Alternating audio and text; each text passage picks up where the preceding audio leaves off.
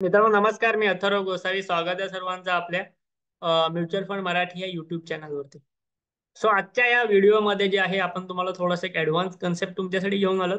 तो कन्सेप्ट असा आहे की म्युच्युअल फंड सिलेक्ट करताना, म्युच्युअल फंड निवडताना तुम्ही कोणते महत्वाचे 3 असे रेशोज असतात जे बघितले पाहिजेत, जे 99% लोक बघत नाहीत म्युच्युअल फंड निवडताना.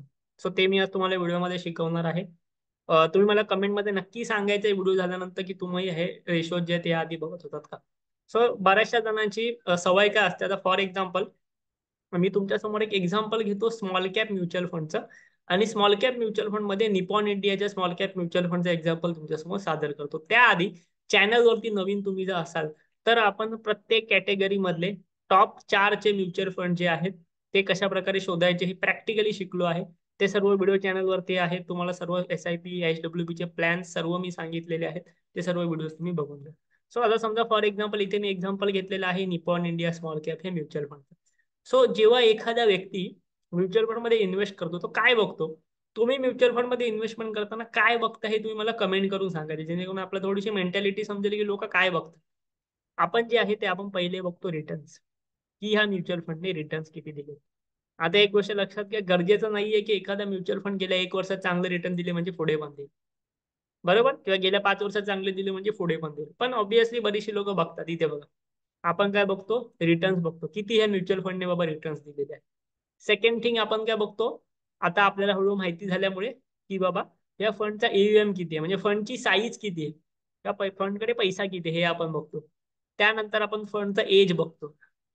बरोबर, फंडचं एज बघतो. सो या 2-4 गोष्टीत आपण फक्त बघतो. गेल्या 5-10 वर्षाची, 1 वर्षाची रिटर्न बघतो. काही लोक ते 1 वर्षाची रिटर्न बघतात फक्त.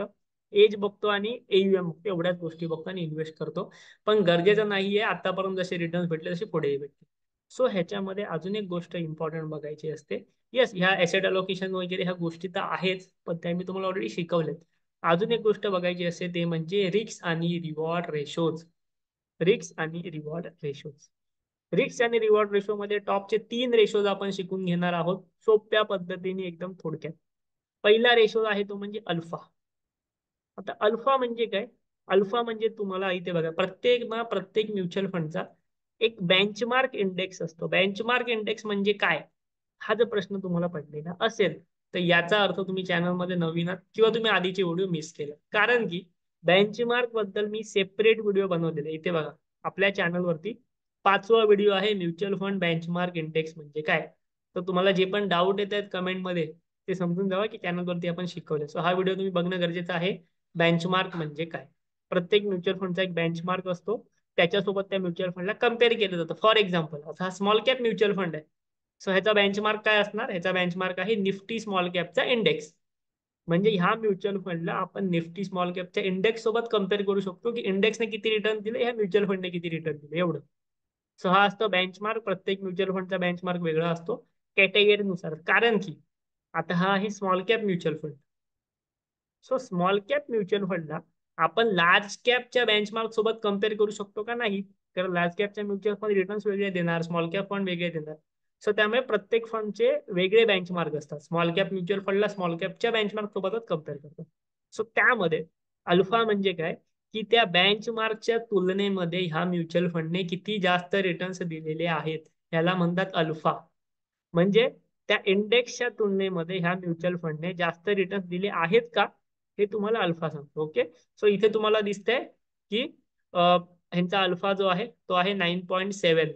याचा अर्थ काय, आणि बेंचमार्कच्या तुलनेमध्ये ह्याने जास्त रिटर्न्स दिले. सो इथे तुम्हाला खाली लिहून पण आलं बघा, higher outperformance against benchmark. म्हणजे बेंचमार्कच्या तुलनेमध्ये ह्या म्युच्युअल फंडने फार जास्त चांगले रिटर्न्स तुम्हाला दिलेले आहेत. याचा अर्थ ह्या म्युच्युअल फंडचा अल्फा जास्त आहे. लक्षात घ्यायचा, म्युच्युअल फंड मध्ये इन्व्हेस्ट करताना अल्फा नेहमी जास्त पाहिजे. अल्फा जास्त म्हणजे हा फंड आउट परफॉर्म करतोय, चांगलं परफॉर्म करतोय बेंचमार्क पेक्षा. सो पहिला रेशो, पहिला पॉइंट, अल्फा नेहमी जास्त पाहिजे. ओके. समजलं असेल. काही नवीन समजलं असेल तुम्हाला, एकच गोष्ट करायची, लाईक करायची. लाईक करायला, सबस्क्राईब करायला काही पैसे लागत नाही, फ्री ऑफ कॉस्ट असतं. सो लाईक करा, चॅनलला सबस्क्राईब करून. सेकंड थिंग असते ती म्हणजे बीटा. बीटा म्हणजे काय, बीटा तुम्हाला सांगतो मार्केटमधले त्या म्युच्युअल फंडची वोलॅटिलिटी. म्हणजे तो म्युच्युअल फंड किती वोलाटाईल आहे, किती रिस्की आहे, किती सेन्सिटिव्ह आहे. फॉर एक्झाम्पल, जेव्हा तुमच्या म्युच्युअल फंडचा बीटा 1 असतो, जेव्हा तुमच्या म्युच्युअल फंडचा बीटा 1 असतो, ह्याचा अर्थ काय की तो तुमचा म्युच्युअल फंड जो आहे तो इंडेक्स प्रमाणेच मूव्ह होणार. म्हणजे इंडेक्स जर 1% मूव्ह झाला तर तो 1% मूव्ह होणार, ते 1% खाली पडला तर 1% मूव्ह होणार. म्हणजे बीटा 1 म्हणजे इंडेक्स प्रमाणे रिटर्न. बीटा जर मोर दॅन 1 असेल याचा अर्थ काय, जर तुमच्या म्युच्युअल फंडचा बीटा मोर दॅन 1 असेल याचा अर्थ तो म्युच्युअल फंड जो आहे तो इंडेक्स पेक्षा जास्त वोलाटाईल आहे. मार्केट पडण्याच्या सिच्युएशन मध्ये तुम्हाला तो जास्त लॉस करवू शकतो.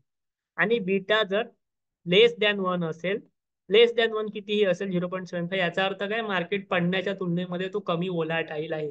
सो बीटा हा नेहमी लेस दॅन 1 पाहिजे. कोणत्याही म्युच्युअल फंडचा बीटा नेहमी लेस दॅन 1 पाहिजे. जेवढा कमी बीटा तेवढं चांगलं. मी तुम्हाला अल्फाच्या बाबतीत बोललेलो, जेवढा जास्त अल्फा तेवढं चांगलं. बीटाच्या बाबतीत बोलते, जेवढा कमी बीटा तेवढं म्युच्युअल फंड साठी जे आहे ते चांगलं असतं. आणि त्यानंतर येतो शार्प रेशो. शार्प रेशो म्हणजे काय, तिसरा रेशो शार्प रेशो म्हणजे काय, शार्प रेशो तुम्हाला रिस्क ऍडजस्टेड रिटर्न्स सांगतो. रिस्क ऍडजस्टेड रिटर्न्स म्हणजे काय, या म्युच्युअल फंडने किती रिस्क घेतली आहे आणि त्या रिस्कच्या तुलनेमध्ये जास्त रिटर्न्स दिले आहेत का नक्की. बरोबर.